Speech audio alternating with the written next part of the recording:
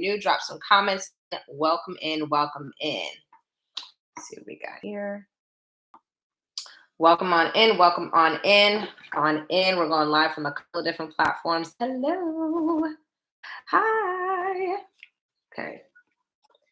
Let me set this up. If you're new here, welcome, welcome, welcome. We're so excited to see you.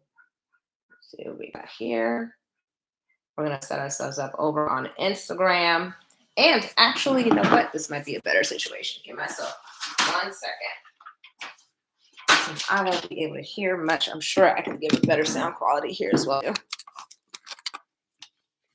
Let's see what we got. Let's see what we got. Add details. And so we are going live everywhere. Happy Monday, y'all. Welcome to the Career CEO Live, where we are going to be talking about how I have finessed job referrals from complete strangers. If you're new here, my name is Bianca Johnson. I'm a coach and international speaker. And so today I'm going to talk with you about the 3 things I've learned from getting referrals from complete strangers. Okay. Give me 1 second. I'm going to put this in over into the chat. We're over on Instagram. We're over on Facebook. We are over on Instagram, Facebook, YouTube. We're global. We're international at this point. Okay. International. So tell me where you're from, where you're located. I'm going to try my best to make as much eye contact and over multiple different platforms, but there's something to be said about making sure that everybody has access to this. Let me know if you can hear me well, too, over on this other platform, because I'm actually charging from my phone. So I do not have my time mic for today because we need to charge up, but I want to make this thing work. Welcome, Toronto. Okay, Toronto. Giving OVO. Giving OVO. Welcome, welcome. 2 seconds, y'all. Over here trying to find a quick little 1-2 beat. But you know what? Let's jump on in. Jump on in.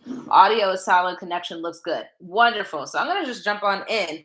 Welcome, everybody, to this week's live. So if you have been over on my listserv, you'll note that we are adjusting some things, making some new things over on our schedule. And so with that, on Mondays, I will be going live for live trainings every single Monday over on Facebook, YouTube, and Instagram. And at some point when I get a separate phone, we'll get over to TikTok. But this is an opportunity for me to share a little bit more of my story around switching careers. If you are in our private career switchers community, you will get an access, a fast action bonus on the 4 mistakes that seasoned professionals tend to make when switching careers. That is affording them anywhere up to $30,000 over in their salary. Yes, 30K.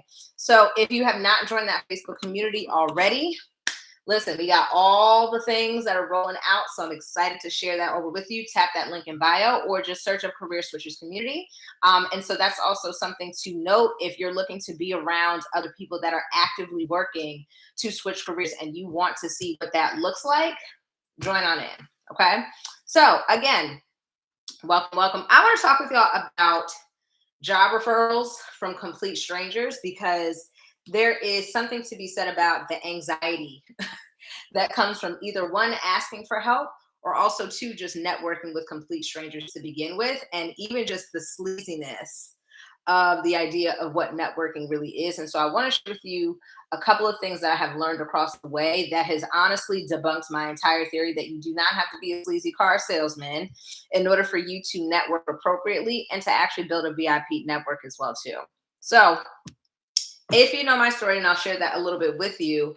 So with me, I graduated from Penn State thinking that I was going to be a dentist.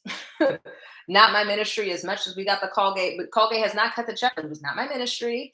And so one of the things that I had noted was having a degree that was very much so focused on biobehavioral health. Shout out to my Penn Staters that were over in the college at HHD. I had a BDH degree. And also just not knowing where that was going to translate outside of public health, knowing that I did not want to go into public health. I was kind of up against not having any experience, but also not necessarily knowing what experience I wanted to pivot into. And so with that, my pivot story has started well over 10 years ago. And so one of the things I had noted was, okay, I know that the work that I'm doing is technically transferable, but it is not necessarily in the right language, nor does it really make sense to actually talk to agencies or talk to other people about a medical driven career. All of my experience basically said that I had medical writing. And so that was kind of a little bit frustrating to go after roles. I'm applying online for some of these entry level roles that's asking for 3 years of experience when I don't got no experience to begin with, and submitting and crossing my fingers. I had even went on to Craigslist, child. Like I have done all the things. So went over onto Craigslist, did everything possible. And it wasn't until actually that year before when I got kicked out of school, I invested in a career. I actually invested in a career coach, and I actually more of a program. So I invested in that program with two of my friends. We split it because we were poor. Okay. In terms of understanding how to position ourselves in the marketplace, and how does it make sense when we had one person that was a substitute teacher, we had another person that was working over at a gym, we had another person that was just free willy nilly. Like we were just all over the place, and we had a lot of experience in college, but we didn't know how to necessarily translate it. So it became a little bit challenging for us to even go after opportunities. If that resonates, put a thumbs up at something. Let me know if this is even hitting. But here's what I did recognize over that time: what it looks like to have an intentional job search uh, with zero experience, and how that ended up being a rinse and repeat that I would be using for the next 10 years on and upward. And so one of the things I had noted was, okay, if I can identify what I find where the people are, right? And at the time, this is where LinkedIn was not what it was right now, but it very much so where was all the professionals were, right? So I was like, okay, so LinkedIn is going to have to be my place of a battleground, okay? Because quite frankly, like I could tap into some with some asking friends and families, etc. But I was getting plugged into like these weird internship opportunities. Honestly, I got plugged into a weird internship opportunity, but this guy was super creepy. Never again. So at that point, it's like, okay, I'm gonna go to LinkedIn. What is my best shot at actually getting connected to people that are in the spaces that I want in? Okay. And so, really, quite frankly, my primary network coming from, two parents that they didn't go to college, they didn't really have that necessarily that level of leverage, was my university.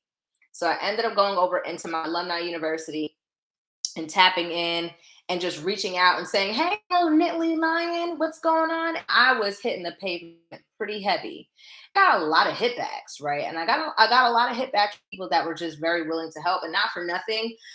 I specifically, okay, knew that Penn State had a very strong network, and that there were a lot of people that were very willing to support a fellow alum at that point, especially if they're like just kind of coming up.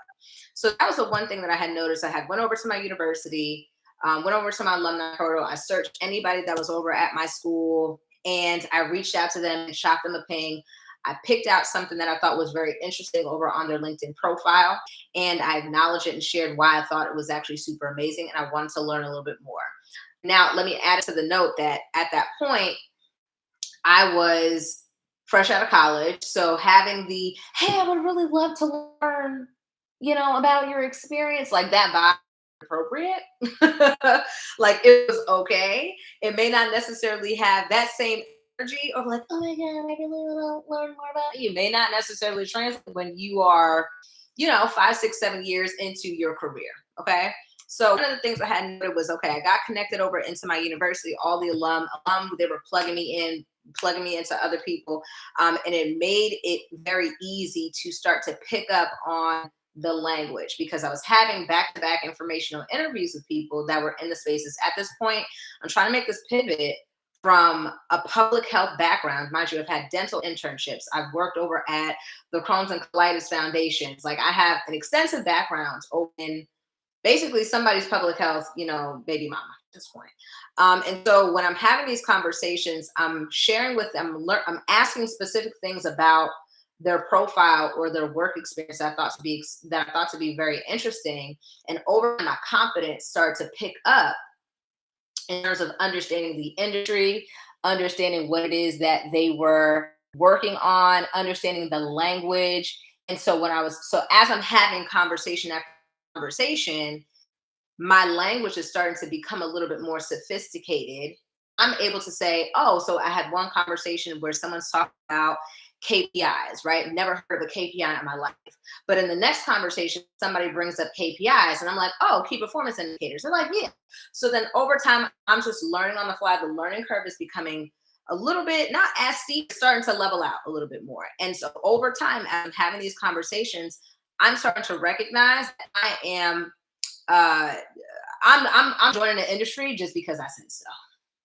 Okay. Nobody invited me into the industry. Nobody invited me over into advertising. Nobody invited me over into media. I went. Right. So when just like, oh, I want to, switch industries or pivot industries. And it really starts with you going there. It really just starts with you deciding that you want to be there versus hoping that someone's going to give you permission to do that.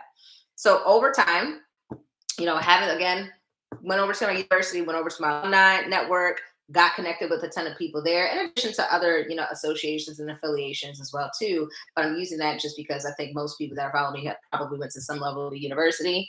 Getting connected in my language and my understanding of the industry is becoming more and more sophisticated. Then the third piece of it is I'm also just being forthright and asking them at the end of the conversation, especially since they're really just spilling the beans, right? Like they're telling me everything from the problems that they're solving, they're telling me the types of clients that they work on, what would be valuable. And so I always follow up and end with two very key questions in those informational interviews. And the first question was, is there anything that I can do to help you? You've extended time to help me. And so I would love to find, is there anything that I can do, or anything that you're working on that I would be able to, you need an extra pair of hands. The fact that I even asked was impressive for them because most people doing their informational interviews will likely not actually ask that question. Because what is it that you can, it's the with informationals and networking and why it gets such a bad rap is because it feels like, okay, did I just waste my time pouring into this person? I don't really know, right? Like, cool. I help them out, hope it works out. Great. Right? Like that's really what it comes down to. Great. And so then the next piece of it becomes that's the first question. Now the second question is if they answer it and they have something for me to do, I'm going to follow through on it. But then the second question I'm asking is, do you have any recommendations on anybody else that I can connect with about this? And so this is the sauce right here. Everyone take out your notepads or your apples. This is the sauce right here.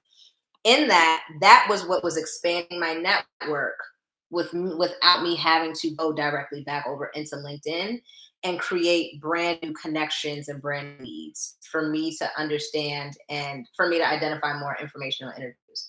I was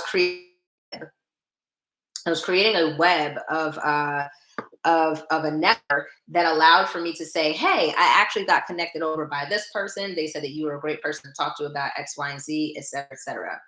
And so I say all that to say, it made it easier for me to network, know their introductions, because I think that the steez around networking to begin with, especially if you're not the type to ask for help, especially if you're not the type to actually if you're not the type to ask for help, you're not really the type to reach out anyway. And then you're also the type of person that's just like, well, what am I going to say if I'm actually reaching out to somebody? This made it significantly easier for me to basically build a web of a network with people that were going to vouch for me just to say, hey, I think that this would be a good person to talk to. Now, I'm giving you this story to let you know that this is fundamentally how I've gotten all of my introductions and all of my referrals. Like I just laid it out for you. Okay. So my point in saying that to say is these are the key things that I've learned from getting referred into by complete strangers. Because I think that there's something to be said about the fact that there was actually, I've found that there's been more opportunity by me connecting with people that had no idea who I was, or maybe had like a secondary connection in some way, like a friend of a friend or a plug of a plug, that I've seen that my resume has expanded a little bit further than just my network. That's no shade, no tea. That's just the truth. That's just the facts of what's happened with me. So the first thing that I will say is coming with some level of momentum, right? Like the things that I learned about that is when I came with some momentum into the conversation, it signaled to this person that she's gonna get the job with or without me. And this feels like it was valuable to support this person. So I'm going to actually take it a step further and support her and help her out because she's going to get it done. Now, I want you to understand why that's important and why it's important to have the perception of that's a winner. And and I'm not talking about like being on some like, well, you got to help people regardless. Like, it's not that. What I'm saying is having the perception of somebody that has a work ethic, especially when informational interviews or doing virtual coffees or any of those things nowadays is getting a little bit of a stinky rap because there tends to be a lack of follow through, right? So it feels like that person that invested time into you to give you very critical insight, there isn't necessarily a return on investment or they don't see any results from that, right? So that's number one. Number two, some of the conversations with informational interviews tend to be sick as hell. So if you're going over into informational interviews and you are pretty, I would say, seasoned in your career, right? So this is not your first go around. You're not fresh out of college. You've been in the role. Especially if you are switching careers. I need you to go into these conversations knowing that you are valuable. Your skill set will land. You just need to find the market. And so if you don't go into conversations that you have a valuable skill set, and now you're just literally testing out the markets to see where it will fit, you will not have this happy to be here energy when you're having conversations with complete strangers because now they're going to perceive you to be a little bit more junior than you are because you don't feel worthy enough for the opportunity. You don't feel worthy. You don't even feel confident, or you're saying to them that you don't feel confident about your skill set. And sometimes it takes a little bit of practice to be able to adjust that, but there's something to be said about coming with your own idea of a role that you might be interested in and sharing with them saying, hey, I have been looking up over this role. I know that you've been in this role. And I love the fact that you made a pivot from HR over into finance. My understanding of this role is maybe it's an operations analyst. I don't know. My understanding of this role is XYZ. Would that be the case? And the reason why that's important is because you are coming with something you're coming with an actual subject that will anchor the conversation and you will get valuable information out of it. If you go into these conversations not feeling good enough, being very unsure about your skill set, you fall victim to asking questions about their responsibilities on the day job when that's not as important as understanding what the value of the job is. Is that lightning? Because y'all love to jump in here and live and never say anything teeny. Okay. But that's essentially what we're going for. The informational interviews, yes, the responsibilities, they come into play at a certain point in terms of the how, but why are they important? When we lead into these informational interviews, asking questions about what the day-to-day responsibilities are, really what you're asking is trying to understand, am I good enough to do the role?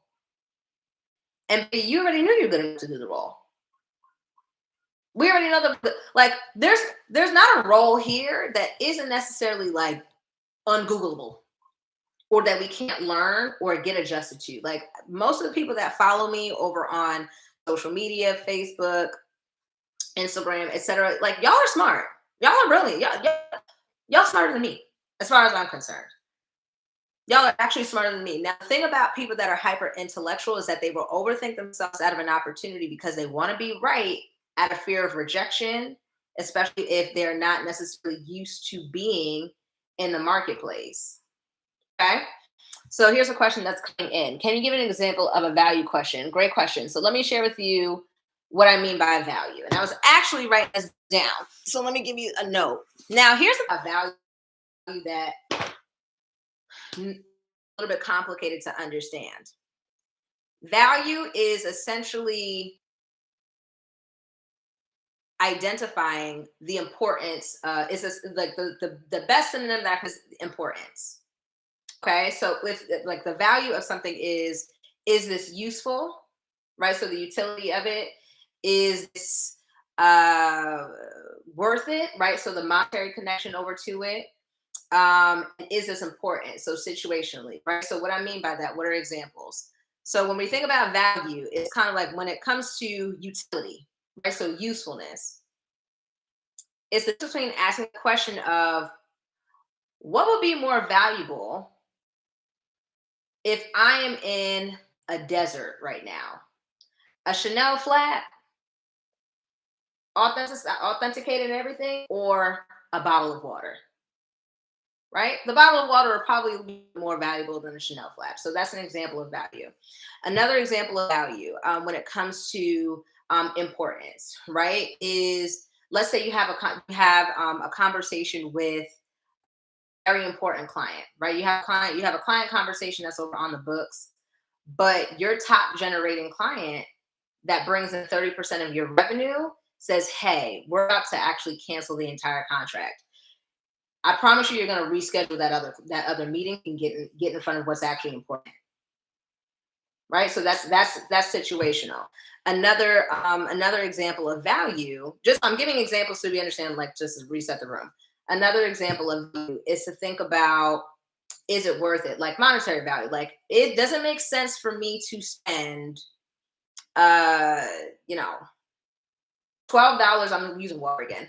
Does it make sense for me to spend $12 on on a bottle of water in the airport versus, like, does it make sense for me? Like, what would be actually more valuable right now? Like, is it worth it for me to spend $12 over at the airport for a bottle of water, or $12 over in the dollar store, right?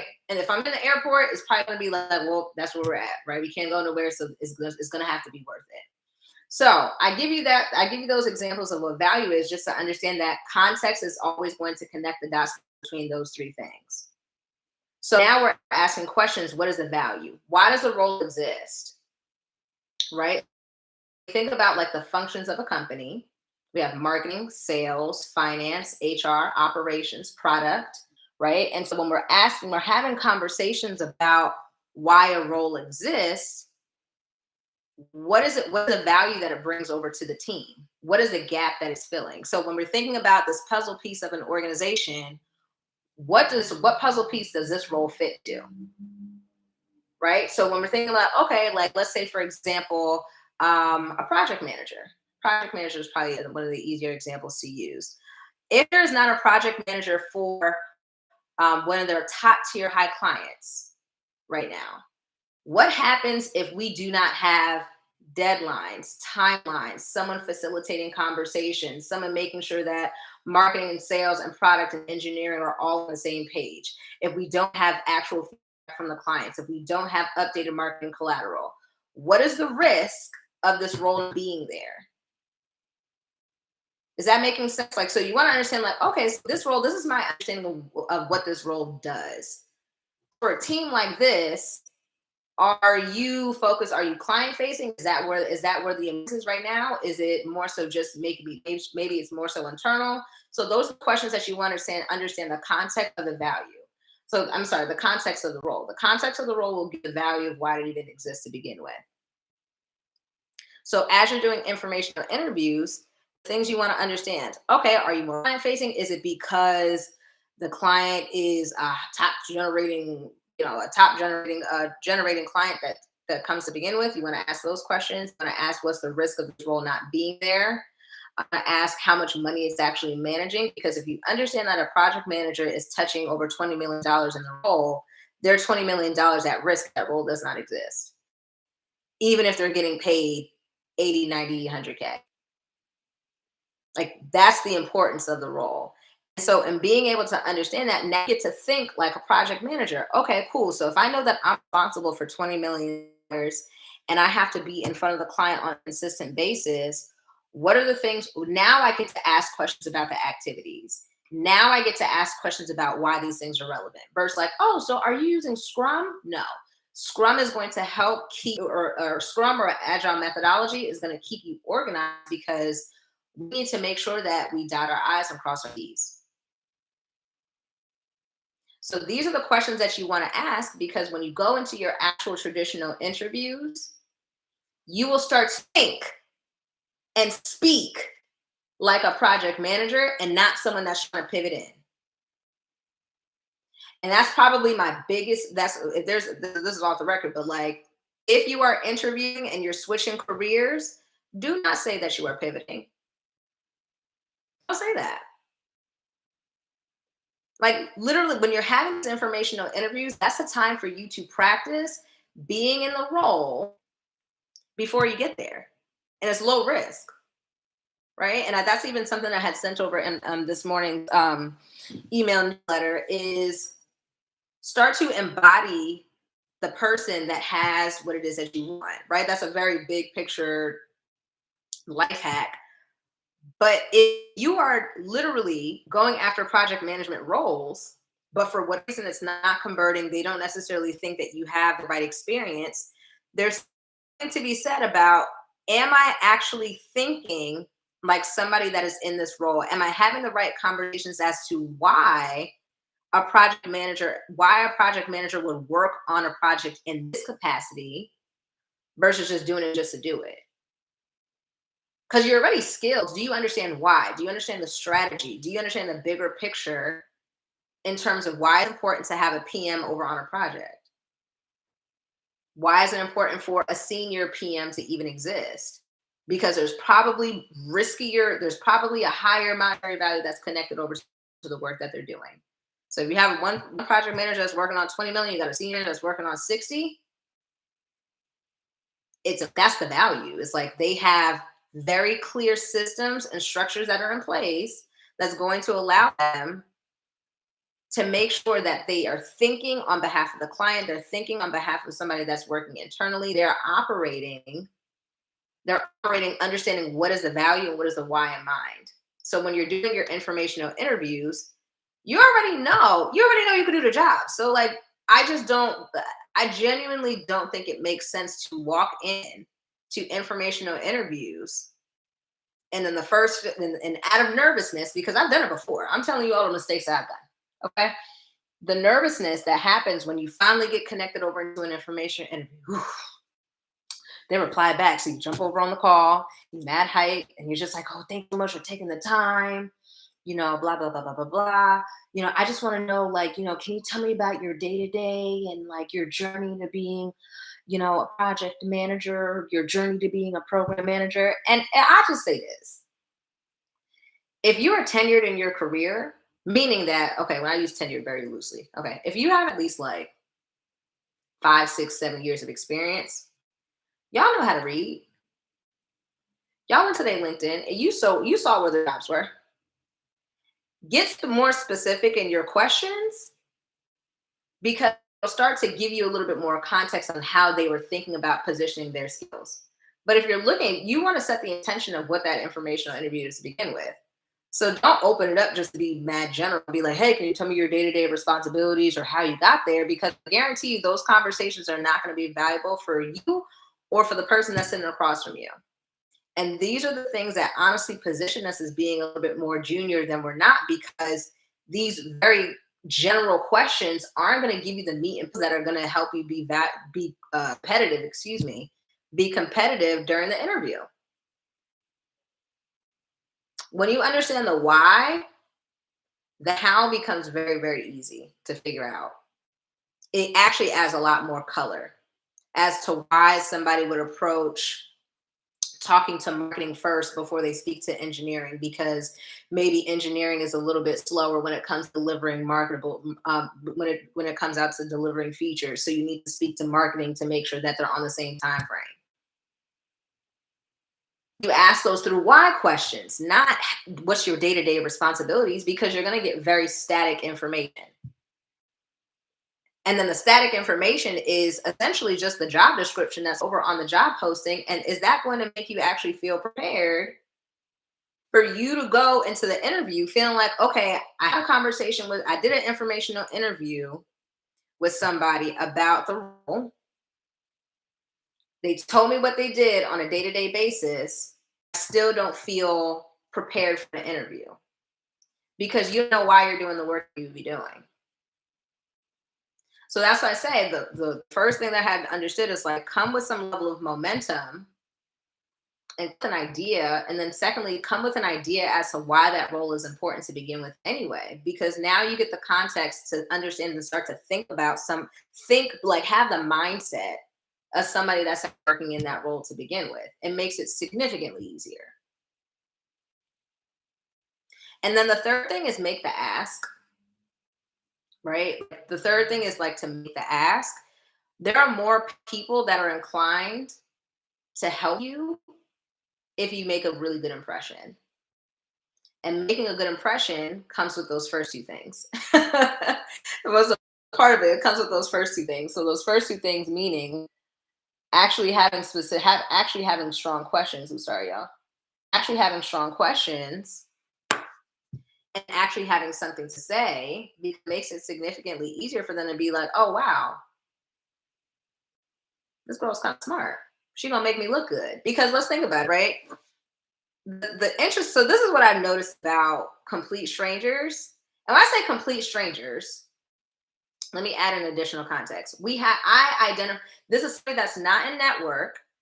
I looked at their profile and I had to identify what is going to be our connecting point for how we can relate. For me, I didn't have a network graduating from school, except for that piece of paper that I got student lit. So I had to use my degree for the network that it was. That's why I went. So, like, I may not have used the actual degree. I'm not in public health, but I definitely use the people that I use people. That sounds nasty. But I use the network that afforded me to build relationships with those people. So my angle, I was gonna knitly line it up all day, every day. And then it becomes when I now have other affiliations or other introductions or have friends of a friend. Oh, you know Will. Oh, you know Robin. Oh, or you know Nav, right? And also being cognizant of the fact that I'm like I'm not on name drop if we don't actually have like some sort of core. But the connection piece really adds the context of like, okay, cool, this person's not crazy. Right? Like the rapport piece of this person isn't crazy. They're coming with something to actually talk about during this 20-30 minute virtual coffee. So it's not a waste of time. I can see how they think. They're asking very smart questions. And based on the things that they're asking me, it looks like they're going to be successful regardless if I help them or not. They may actually make me look better by keeping them in network. So I'm going to put them in. And that's how strangers have plugged me in.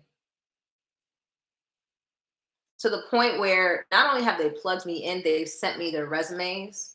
Like I've had the a head of I don't want to say what type of partnerships, but a head of partnerships over at Google that I was introduced into, and literally the email introduction was, this girl is very sharp. I'm sure she's going to be successful, and so I figured it would be a good idea to connect you over to her because she had more questions about what it looks like to be in partnerships. And that was off of like one or two conversations. And that conversation expanded another new relationship with somebody that pivoted over from Google over to insert, will not include their name and include their company. And when they showed me how they made a pivot from not being up in a perfect role, we're talking about a high level, how they made a pivot from a functional pivot. So they made a pivot from being in more of an analytics and partnerships role into more of a sales partnerships role. And I saw their resume. It's like, wow, people are willing to help, especially if you have rapport, right? Because we connected on things that were outside of work. It wasn't a fully work conversation. And she saw herself in me in some capacity of me identifying the patterns, identifying the themes, essentially figuring it out in a very systematic way, that she was impressed. Because I wasn't asking questions just like, okay, so What are your responsibilities? Okay, great. So how did you get to this point? If I'm going to ask those types of questions about how did you get to this point, the question that I'm going to reframe it as is, it looks like you went from, I'll make up something. It looks like you went from PG to Google. Those are completely different industries. So how did you position yourself to be competitive?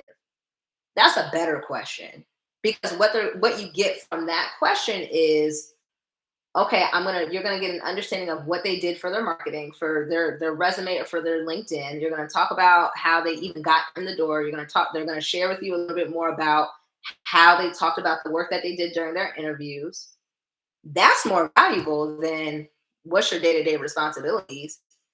Because now we have to think about, am I asking this question because I need validation on if I'm good enough for the role? Or do I know that I'm good enough for the role and I just want to make sure that my messaging lands? That's what we're trying to connect. That's what we're trying to connect the dots with. Everybody in this hole, we all smart. Yes, this hole. I'm sure that there have been jobs that you've looked at and you're like, I could do this, but it doesn't have, you know, I don't have 5 years of experience. So I'm gonna skip over it. Girl, if y'all don't get it, those are wish lists. And we have to think about, and this will probably be on next week's live, excuse me, on next week's live, and I'll talk about this actually leading up to this over in the private community. So if you are just now joining, excuse me, if you're just now joining, we have a private community that I'm just going to be sharing all the tips and tricks and the things that have fundamentally driven me over into switching careers 4 times. And then you'll be around other people that are doing it as well too. Plus, we'll be announcing all of our membership tiers. So if you need if you need the structure or the training on how do I even get started, I'm curious, or I'm overwhelmed with this pivot, what I need more step-by-step structure, or I'm just ready to pivot, like Bianca, let's go get it. Those are going to be available and announced first over in the private community. So feel free to tap the link in bio, or also that's been shout out over if you're on the newsletter. But I said all that to say, those questions that we're asking, like the career pivot, not hard. It's hard pivoting and constantly doubting yourself in the process and trying to ask if you're good enough to do something that you already knew your highest self would be able to do it, but your existing thinking pattern is forcing you to go back into the comfort of doubting yourself, because that's your dominant thought pattern. That's really what it is. Because I'm sure that you have met people that have came with a compelling message. I posted this exact conversation in like 60 seconds over on TikTok last week. And this woman comments and she was just like, yep, that's all right. I actually just plugged somebody in over at Google. And then also let's go on the other side of it. A lot of these companies have referral bonuses. So they win when you win too. Like they get a bag too.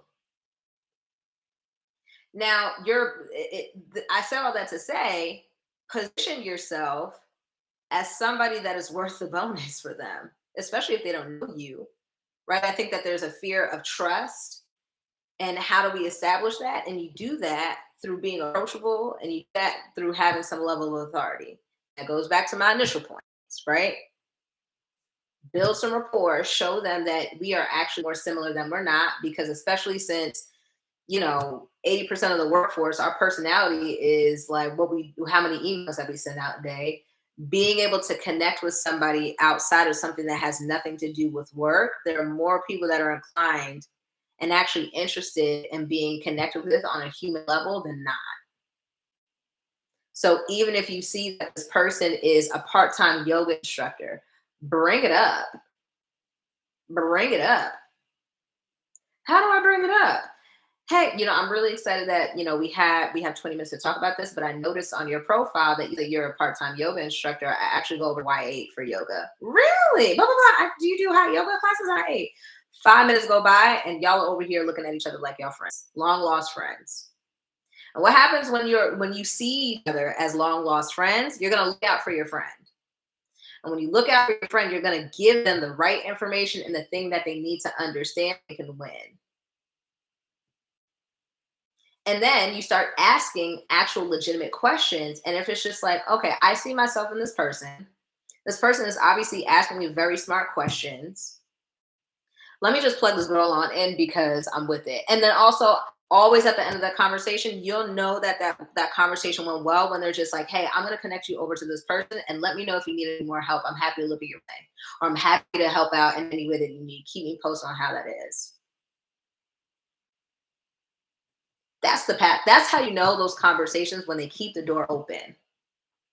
Now, your job in keeping the door open is to update them with the wins and the L's. And maybe that's the bonus note on things that I've learned about getting plugged into complete strangers is, even when an opportunity didn't work out, I didn't transact it by just giving them an update, a one-time update. I actively pulled them into my network. Because if I don't have direct perfect experience, right? Like we talked about how when I started out my career, I had mostly medical experience all over my degree, all over my degree and all over my resume. So if that's the case, then I need to identify where is other leverage. I know I can talk. I know I got some finesse game there. I know I have a network, so I have to build a network, and I at least have a starting point. So use my degree, right? I'm going to use the Penn State network. I may not necessarily have the expertise of being in advertising and media, but I got success. I have transferable skills, and I have a reputation that I can at least lean on through some of these introductions and through some of the work that I've been doing. So if I don't have that, then I can use those other four areas to backfill from that. May not be as important if I'm getting 4 or 5 vouchers into job referral to say, hey, you should check out, you should connect with Bianca, because now my resume has legs. And now you see Bianca's resume come in 4 or 5 times over on the desk. It's just like, all right, who's this girl that got all medical experience? And that's how I got an offer. I got 2 offers over from an agency. Imperfect experience. I had to spruce it up, let's be clear. But it was like I didn't have the perfect resume. So the back door fundamentally, when it comes down to switching careers, for me will always be connecting with people and making sure that you're asking the right questions. So by the time you get over to the interview, you feel prepared and you're not shaky boots and feeling like you wasted people's time doing these informationals because you were more concerned about the validation of being good enough for an opportunity that you ultimately knew you could do. But getting like that pat on the back was a little bit more important than getting an understanding of the value of the role. And so that's why I say, like, the context and what this is going to be, since we're going to wrap up a couple of minutes, context will always indicate value. Just like we use these examples about what's more valuable over in a deserted island, child, right? Like, is it a Birkin bag or is it a Swiss Army knife? What's going to be more valuable? And when you figure out that, okay, great, maybe this current stage, maybe in this current stage of my career, I'm concerned about if I'm valuable to the marketplace because I understand the different contexts, the different environments, let's call it the different environments, and where maybe my project management skills are going to be extremely excellent. Maybe I'm not sure, or I'm too nervous to explore a different industry if I've been in nonprofit for extended period of time to know that I can take this exact role, go into finance, go into tech, go into education, and make $50,000 more. Y'all picking that up? Is that landing? Is that landing for the peoples? Is that landing for the peoples? Hey, Malik. Multi hyphenate. Yes. I know that's right. Yes. Yes, God. Yes, Lord. So that's something for y'all to understand and to consider. So I say all that to say those are the things I've learned from getting plugged in from complete strangers. I truly do not. I still don't have the perfect experience. Um, and I don't need it. You don't need it. You need to understand what's in demand. And when you understand what's in demand and you see where your skills line up to that, you'll realize that I may not necessarily need. Maybe I'm making this pivot. Maybe I'm giving myself more anxiety around pivoting because I'm just unclear on how do I even start or how do I even articulate it. And I just want to help you understand that, like, the market will always change. There's not going, you don't need to, like, literally, especially with rejections, and we'll talk about this about like why someone got picked over for more experience than not, or maybe they went with somebody internal than not. You may have been the perfect candidate for the role and you probably wowed them and just like, it was like, dang, I didn't even know that she was really like, I didn't know that he was that fire. And then you find out that they take on somebody that's internal. They probably got sliced over in budget and realized it's probably going to be cheaper for us to go internal because the way that this person is coming, I know we're going to have to drop a bag on them. That doesn't take away from your value. It just, the context of it is just like they won't be able to afford you because you showed up that good. Isn't that kind of, it's like, I'm that saucy that y'all can't afford me. It happens like that often, and then you don't. Well, can I have feedback on what happened? Listen, you're still the value is still there. The value is very much so still there. 45 minutes on the clock, folks. The first CEO Live doing weekly. We're gonna keep these in over on Facebook, YouTube, Insta. This week, we are rolling out memberships because there has been conversations. There's actually only two announcements. So there have been a few DMs from people that are been asking me directly how to work with me. And I'm not gonna lie to y'all, I have been in straight organization mode to make sure that I come correct with something that's actually going to be valuable.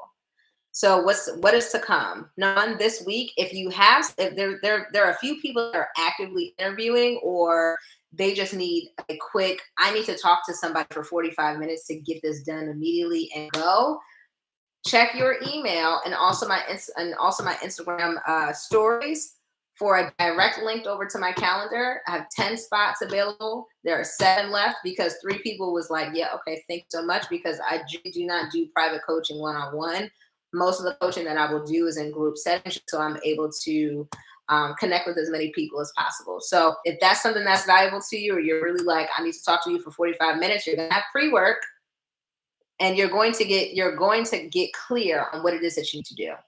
Okay, so that's the link in not link file, link over my IG story, and that's going to be available through this Friday. So that link will go away. Second day, the 2 membership tiers that we have going on. Woo! We have my next career move membership that is rolling out, and that is going to help you understand the 4 key moves for you to make a pivot. That is a monthly membership, no commitment, $47 a month.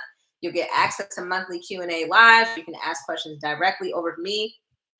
In addition to training on how to convert recruiters into referrals, how do you get clear in your zone of genius, how to adjust your mindset while interviewing, managing interview anxiety.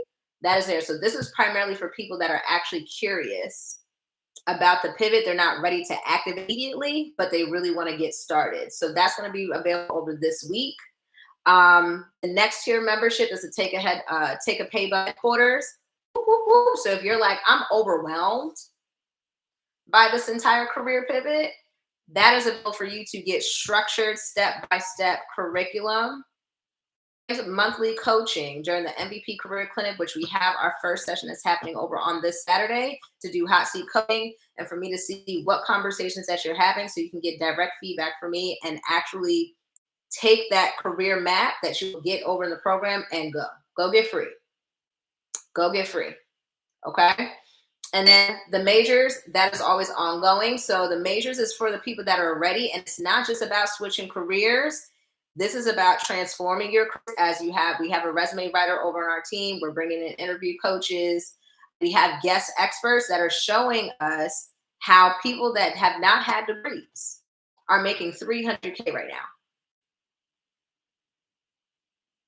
I can't make this up. I cannot make this up. So you have people that are actively positioning themselves as authority figures through the majors. And so that's something for y'all to know in terms of how to work with me.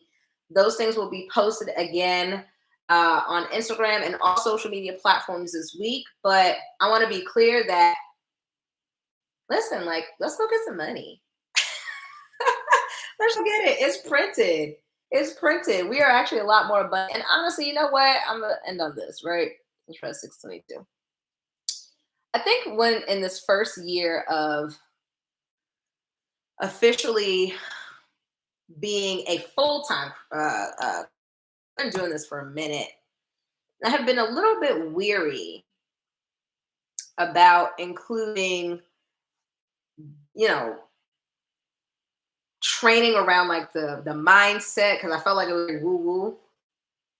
You know what I mean? Like it was giving woo-woo. It's like, man, like it was giving like Dr. Umar. Like that's how I felt every single time I would like talk about it. But let me tell y'all something. The way that I have seen some of the most degree stacked up people overthink themselves out of exceptional opportunities, the mind is the only is the 80% of the practicing being imposter because we doubt ourselves. Like you cannot lean into the next chapter of your life or your career holding on to the self-concept that you have about you, that you are either not good enough or you're just who you are in this role. What I had shared over this morning's email newsletter was around the idea of when I was going after the next role, and I had to make a commitment and be like, there's no other way. So I'm gonna get this. I'm going to switch. So that looks like me changing my morning routine, me actually having a mental diet and consuming content and consuming information made me believe in myself, that made me actually understand the network or the industry that I was targeting. Like that, getting dressed, right? Getting dressed, going to a job that I actually enjoy. And it starts to set off a couple red flags to some of my coworkers because I would come to the office just because I'm dressed like I actually am fulfilled by my job. Where are you going? I'm here. I'm here. I'm not about to be here, but I'm here right now. Like I'm showing up. And I need us to start to really reconsider. We talked about the three things I learned about getting plugged into opportunities by complete strangers and having them advocate on your behalf. How are you advocating for yourself when they're not there? How are we showing up for ourselves when we're not there? Because that ultimately is what's going to show up during the interview. You have to practice that on your own time. There's a lot of winning that happens that no one will see. And we can't, it's not going to be showtime when you finally see someone is like, okay, I'm going to throw the alley oop.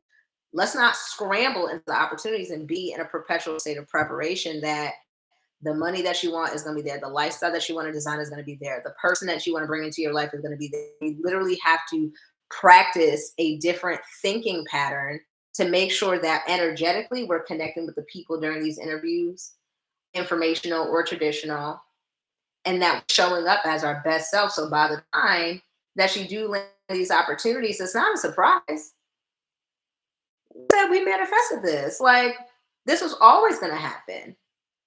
The more that we doubt ourselves, like if we just loved ourselves a little bit more to do the things that we said that we were going to do and not jump off on this live and be like, dang, Bianca was spitting. No, go set a plan and do what the hell that you said that you were going to do as it pertains to your career. If you are looking to switch. Go get the money. That sounds easier said than done. It's simpler when we focus on the fact that it's possible. I just don't want us to be committed. I think that that's where I'm gonna just say it. Like, we got to release this commitment to the limitations if we really want to see what's possible. It's true, and it's gonna mean that maybe we gotta, piss off some people. It might be even pissing off a previous version of ourselves. And if that's what it requires, then cool. But there's not a strategy in this world that a career coach, I don't care how accomplished these coaches are. There's not a strategy in this world that will work if you don't believe that it will work for you. This is not even a plug for me. I know plenty of amazing career coaches. We got and resume writers. We got Timka over at Courageous Leads. You got my professional agenda. You got her career. We have plenty of people. When you think about, do I need a career coach, or do I need coaching at this time, or do I need strategy, or I need a map? Sure, maybe. Now, when you get it, will you believe that it's actually going to work for you, or are you going to be one foot in and one foot out? And if you're one foot in and one foot out, you're going to delay the blessing and be mad at everybody else except for yourself. And these are the people that will delay the 50K jumps, they will delay the promotions, and they will blame other people for the reason they're not succeeding. So we got to shift out of the victim mode, because like, we're actually a lot more powerful than we believe. It's just uncomfortable.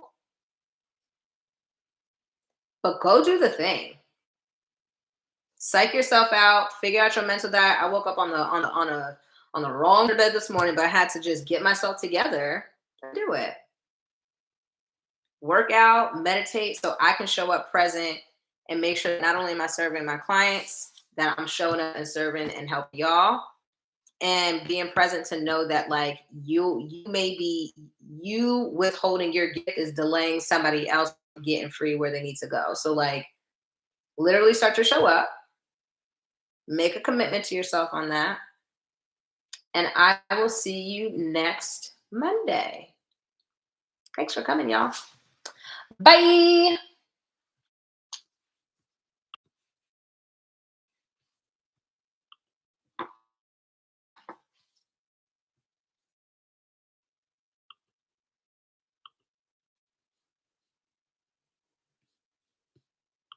Uh-oh, my computer's about to die. Oh no. And live video. And